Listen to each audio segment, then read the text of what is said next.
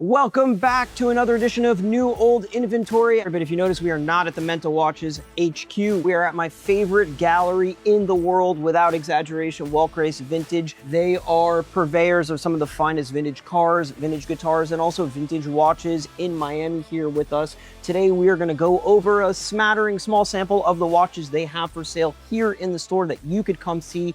Not everything's here, but we're gonna go over a little broad strokes.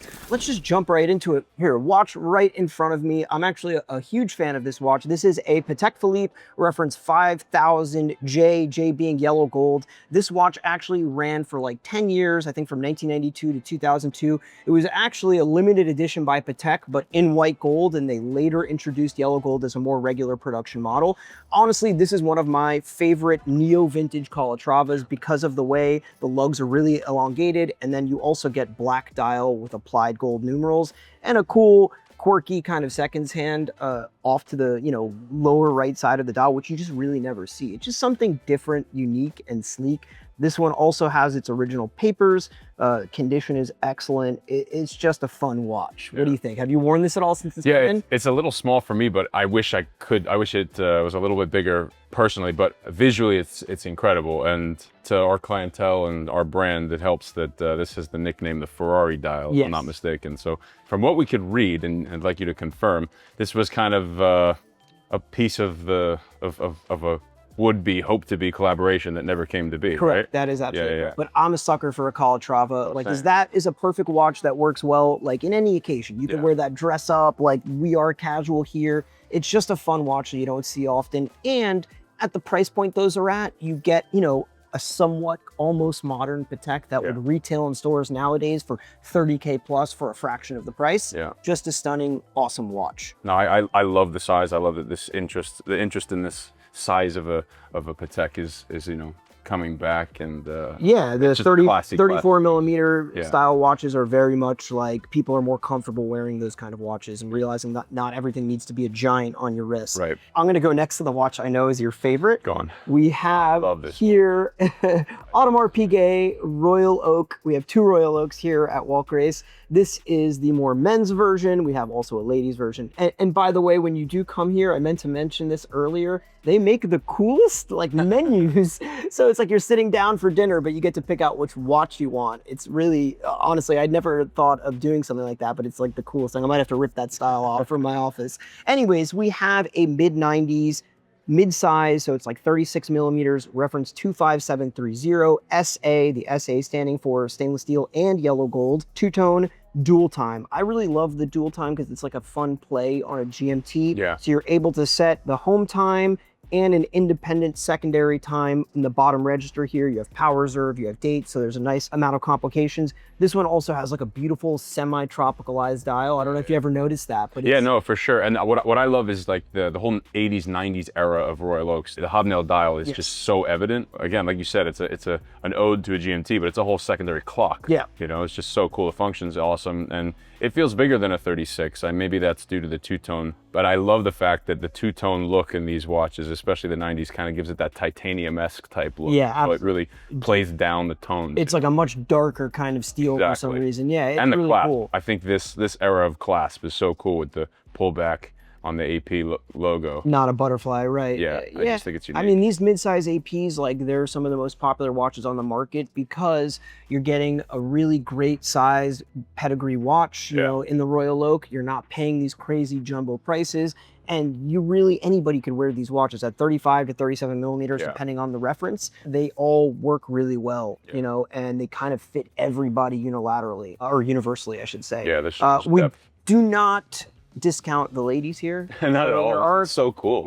So this is a reference, 66800 SA, also stainless steel and gold, ladies Royal Oak on strap. Just a cool watch. We want there to be something for everybody when somebody comes to the store here to take a look at a watch. I just think that it's so amazing that the original strap is just in such good condition. From what I could see, all the it's other worn, but it's still overall, nice that it's still there. Of course. Again, the way they did buckles back then was just, I don't know, it just felt so much more unique it's like to the all brand. these brands, like they've lost a little bit of the charm of what they used to do, and the way things were a little more simpler, a little more pragmatic, So what do you want to move? You choose. What are we talking about next? Man, so you asked what I wanted to bring out. Like, obviously, neoclassical, sapphire sports are great, but I think one of the coolest things that's happening right now in the vintage car market is the boom with utility, vintage, and modern classic cars, and value in that. So, like, to me, I think this is just the most insane value that if you were to put an AP or a Rolex or a Patek namesake to it, would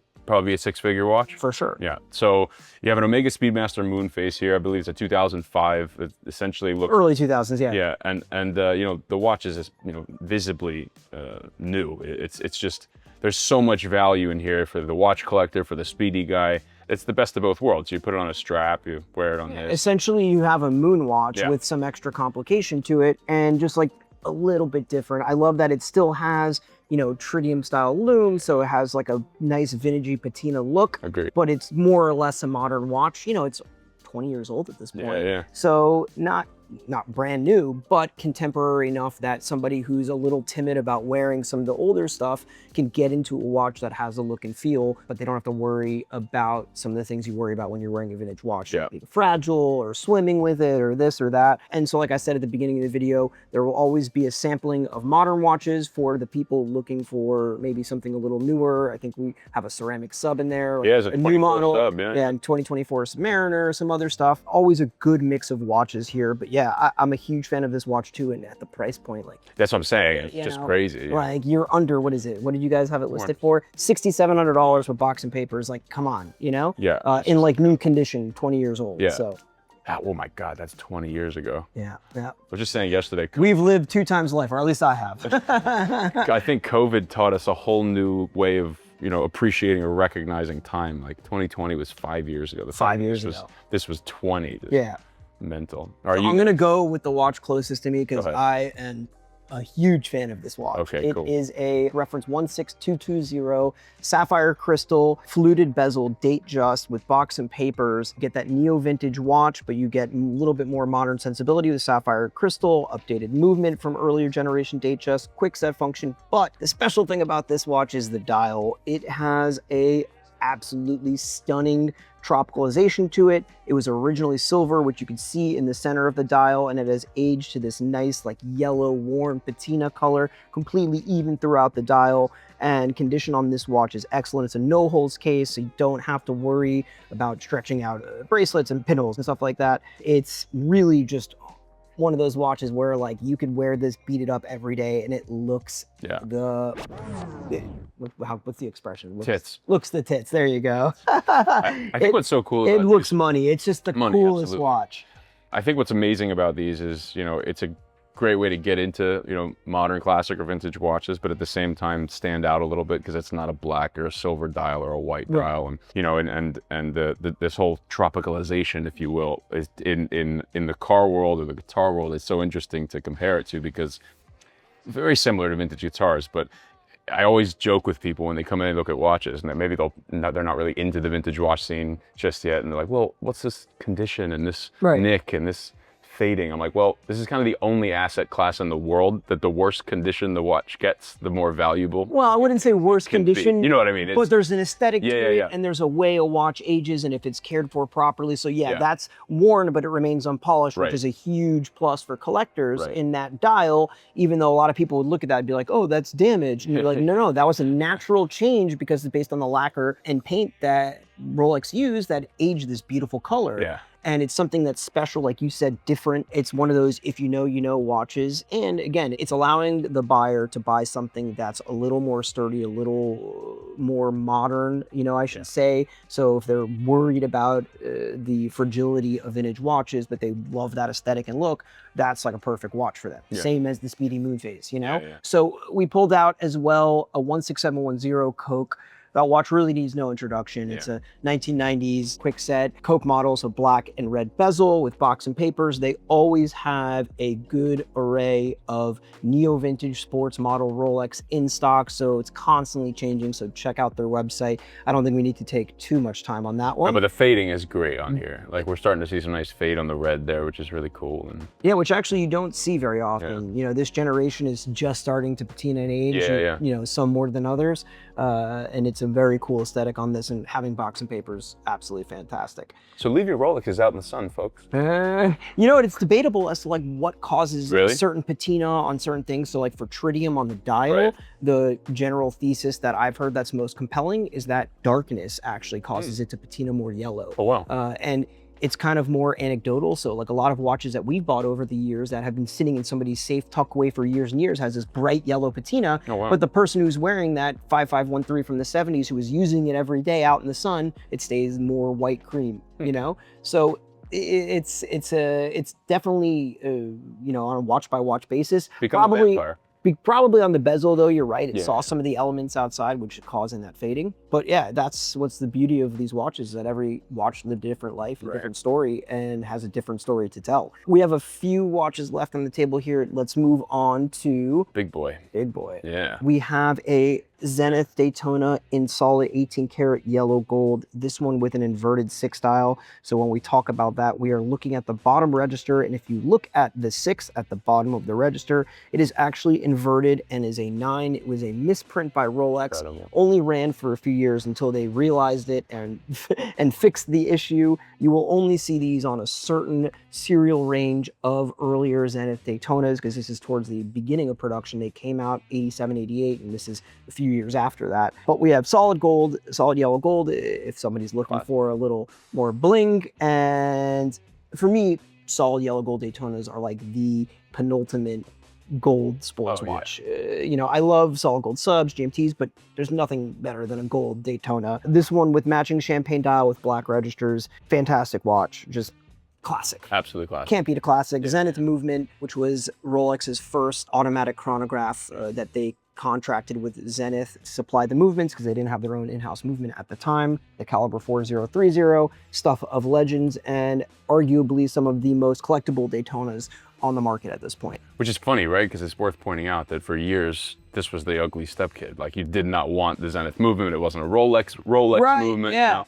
And now, much like we're seeing with SCs, you know, like something like that in the Porsche world, it's really hard to find clean ones because they were worth really, you know, nothing in comparison. So people didn't really care for them the same way they might have, you know, a Calatrava or something. Yeah, at some point we're gonna have to sit down and do a video of like the parallels between the vintage watch world and the vintage car world. I think it'd be really interesting. If you guys want to see that video, let us know in the comments, and we will absolutely get on it. We have 2 watches left, and I love it. It's like a yin and yang, like a his and hers. We have a reference 16233, so similar to the 16220 we have over here, but in 2-tone stainless steel and gold. And we have a ladies president a little bit earlier from the 70s, reference 6917, correct me if I'm wrong. This was a Datejust, actually, not a press. Well, no, but they're referred to as a ladies president. Oh, they were? Yeah, they are technically Datejust, but that's where it's referred to as a Okay. ladies president, because they didn't make a Day-Date ladies watch. Oh, cool. So those are considered ladies president in solid yellow gold, plastic crystal, 6917. Yep, I am correct. No quick set. So earlier than the wood dial above it, but I like that we kind of displayed out here his and hers, because they are both with factory Rolex wood grain dials, something you really do not see very often, especially in the 2-tone Datejust. You see these wood dials on, you know, ladies pres and then regular men's Day-Dates, but you very rarely see them on Datejust, almost never. And the fact that this one is born in a 2-tone case, matching box and papers, it's like really an actually supremely rare watch to find. And I love that we have it next to the ladies pres. So cool. Yeah. And you know what's so unique about these wood dials is each one is truly a one-off. You know, you're never gonna get the same pattern. And one of the coolest things that we love talking about with this watch is the bracelet. It's almost like a hand-woven, you know, jewelry piece. Yeah, rather than the ladies press, they had a variety of different bracelets that they used, and they made some really interesting and cool stuff. I wish Rolex would bring something like that back. Rolex back in the day made some amazing bracelets, a lot of different bracelets that people don't realize that they made, and especially after they bought Gay Phrase, the bracelet maker, and had a lot of interesting stuff. They've more standardized it now in modern times. But yeah, to your point, every single wood dial is unique. Rolex used a variety of different types of wood, I think like 2 or 3. They used birch, they used coral wood, and everyone is by default unique because it's a different cut of the wood. So there will be different, you know, textures and grains in there and inclusions. Just something really, really, really cool. Yeah, I mean, this is probably as close to a guitar comparison as you're gonna get. In terms of being each one, you know, a one-off. And like, again, to the point that we made about this being a great starter piece into the modern classic or vintage watches. You get the same benefits of being a 90s, you know, Datejust, but with that unique aspect of having a wood dial, being a two-tone. And they're just great to talk about. Everyone kind of gravitates to these wood dials because they're supremely cool. There's just no other way to put it. They're just cool. Truly. So, okay, money being equal, what are you taking home? You know what you took out, because you pointed out I love it so much. I do love to me, this is the classiest piece on the table right now. But you're taking the, I gotta take the dual time? I think the dual time is just so cool. It's just a great alternative to these new pieces, but still retains that like new look. Well, AP actually continued to make the dual time for a very long time. Up to the late 90s. And even I think even further, a little bit further into the 39mm case. Oh yeah, that's right. The white. To me, it like loses, loses a little bit of its, you know, allure from like the neo vintage era, but certainly very cool. So this is just a, like we said, smattering of the watches available here. Go to their website. They have more. Come by in person if you are in Miami. I cannot emphasize enough that this is the coolest gallery in the country. I think you guys are opening another location. Yeah, we're opening in Nashville by the end of the year, which is amazing, in an area called Pie Town, so super cool. Keep an eye out for that. But we can't let Adam get off without him telling us his favorite on this table. Listen, I am a sucker for the GMT, always. And while I love the Calatrava as well, I love that two-tone wood dial, I love that tropical, I like to keep it simple, and I would go home with the Coke just because I'm always wearing GMTs. I'm always traveling a lot. It's a watch that I actually use the functionality of quite often, and it can't beat a classic for me. It's just tried and true, and I love wearing GMTs. It's probably my favorite sports Rolex. So probably that, you know, money being equal kind of thing. No, it's definitely, I always tell people, if you're diving into your first sport model, I would just say for functionality, get the GMT, get the benefit of the sub and the you know, travel focus of the GMT, which is just great. All right, well, guys, be sure to check out their website. They're updating their inventory often. We will link Jonathan's info in the description below. You could reach out on their website, reach out on Instagram if you are interested in getting more information about any of these pieces. Guys, thank you so much for watching. We hope you enjoyed this video. Let us know what your favorite watch is in the comments, and we'll see you guys on the next one. Bye. Thanks, guys.